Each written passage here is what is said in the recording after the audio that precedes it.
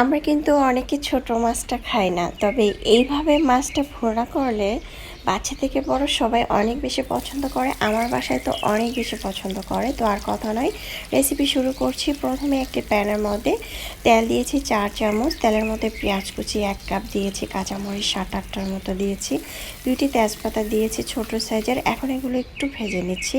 এখানে রসুন বাটা দিয়েছি 1/2 টেবিল চামচ, দিয়ে একটু ভেজে নিচ্ছি যাতে কাঁচা গন্ধটা চলে যায়। তারপর এখানে কিছু মশলা দিয়ে দিলাম, গুঁড়া মশলা, হলুদের গুঁড়া, মরিচের গুঁড়া, ধনিয়ার গুঁড়া, জিরার গুঁড়া 1/2 চামচ করে দিয়েছি, পরিমাণ মতো লবণ দিয়েছি, একটু পরিমাণ পানি দিয়ে মশলাটাকে ভালোভাবে কষিয়ে নিয়েছি। মশলা যত কষাবেন তরকারি খেতে তত বেশি ভালো লাগবে। এটা সবসময় খেয়াল রাখতে হবে।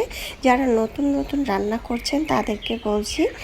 এখন আগে থেকে মাছগুলো ভালোভাবে ধুয়ে পরিষ্কার করে চারণে ছেঁকে রেখেছিলাম। অবশ্যই মাছ রান্না করার আগে লবণ দিয়ে মাছটাকে গরম পানি দিয়ে ধুয়ে নেবেন, হালকা কুসুম গরম পানি দিয়ে। তারপর মাছটাকে ভালোভাবে মশলার মধ্যে কষিয়ে নিলাম। কষানোর পরে দিয়ে দিচ্ছি এখানে টমেটো আর পেঁয়াজের যে কলি, সে কলিটাও দিয়ে দিলাম পেঁয়াজ সহ, দিয়ে একটু কষিয়ে নিচ্ছি। দেখতে পাচ্ছেন আমি কতবার কষাচ্ছি, কতবার নাড়াচ্ছি, সেটা আপনারা একটু খেয়াল করলে কিন্তু বুঝতে পারবেন। যখন পেনের সাথে লেগে লেগে আসছে কষানোর পরে, তখন দিয়ে দিচ্ছি আমি এখানে পানি। আমি এখানে 1.5 কাপ পানি দিয়েছি। পানিটা দিয়ে একটু নেড়ে চেড়ে দিচ্ছি। যেহেতু আমি মাখা মাখা রাখবো, সেক্ষেত্রে অল্প পানি দিয়েছি।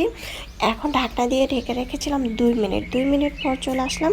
এখন দিয়ে দিচ্ছি ধনেপাতা। ধনেপাতাটা দিয়ে আমি 1 মিনিটের মতো চুলার আঁচ বাড়িয়ে দিয়ে রাখবো। তারপরে চুলার আঁচটা বন্ধ করে দিতে হবে, না হলে ধনেপাতার ফ্লেভারটা চলে যাবে।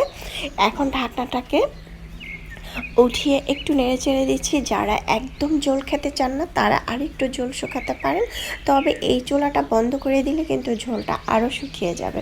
আমার রান্না কমপ্লিট। এখন আমি চুলার আঁচ বন্ধ করে দিয়ে একটি বাটিতে পরিবেশন করে নিচ্ছি। মাশাআল্লাহ, দেখতে যেমন সুন্দর হয়েছে, খেতেও কিন্তু আলহামদুলিল্লাহ। আশা করছি আমার আজকের রেসিপিটি আপনাদের অনেক বেশি ভালো লেগেছে। ভালো লাগলে অবশ্যই চ্যানেল সাবস্ক্রাইব করে লাইক দিয়ে পাশে থাকবেন। এটা গরম ভাতের সাথে সবাই চেটেপুটে খেয়ে নেবে। চাইলে এভাবে ট্রাই করতে পারেন। আল্লাহ হাফেজ।